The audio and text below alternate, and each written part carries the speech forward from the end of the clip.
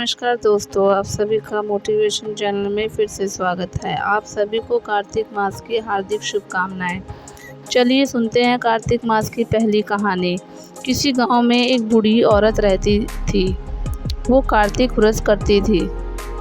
उसके व्रत खोलने के समय भगवान कृष्ण आते और एक कटोरा खिचड़ी का रखकर चले जाते।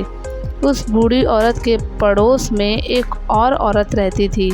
वो हर रोज़ ये देखकर ईर्ष्या करती थी कि इसका कोई नहीं है, फिर भी इसे खाने के लिए खिचड़ी मिल ही जाती है। एक दिन कार्तिक महीने का स्नान करने के लिए वो बूढ़ी औरत गंगा में गई।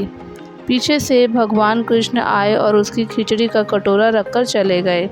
पड़ोसन ने जब खिचड़ी का कटोरा रखा देखा कि वह बूढ़ी औरत नहीं है, तब वो खिचड़ी का कटोरा उठाकर घर के पीछे फेंक आई। कार्तिक स्नान के बाद जब वो बूढ़ी औरत घर आई तो उसे खिचड़ी का कटोरा नहीं मिला और वो उस दिन भूखी ही रह गई। बार बार एक ही बात कहती गई, कहाँ गई मेरी खिचड़ी और कहाँ गया मेरा खिचड़ी का कटोरा। दूसरी पड़ोसन ने जहाँ खिचड़ी गिराई थी वहाँ एक पौधा उग गया जिसमें 2 फूल खिल गए। एक बार राजा उस ओर से निकला और उसकी नज़र उन 2 फूलों पर पड़ी और वो उन्हें तोड़कर अपने महल में ले आया। महल लाने पर उसने रानी को वो फूल दिए, जिन्हें सूंघने पर रानी गर्भवती हो गई। कुछ समय बाद रानी ने 2 पुत्रों को जन्म दिया। वे दोनों बड़े हो गए। तब वो किसी से नहीं बोलते थे, लेकिन जब वो दोनों शिकार पर गए, रास्ते में उन्हें वही बूढ़ी औरत मिली, जो अब भी वही कह रही थी कि कहाँ गई मेरी खिचड़ी और कहाँ गया मेरा खिचड़ी का कटोरा।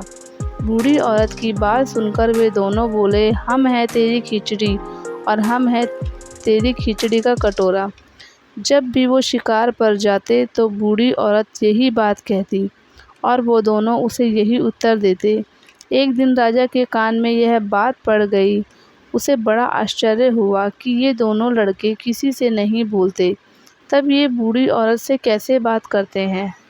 राजा ने उस बूढ़ी औरत को राजमहल बुलाया और कहा कि हमें से तो ये दोनों किसी से नहीं बोलते, पर तुमसे कैसे बोलते हैं। बूढ़ी औरत ने कहा, महाराज, मुझे नहीं पता ये मुझसे कैसे बोल लेते हैं।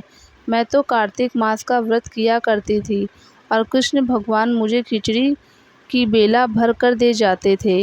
एक दिन मैं स्नान करके घर वापस आई तो वो खिचड़ी मुझे नहीं मिली।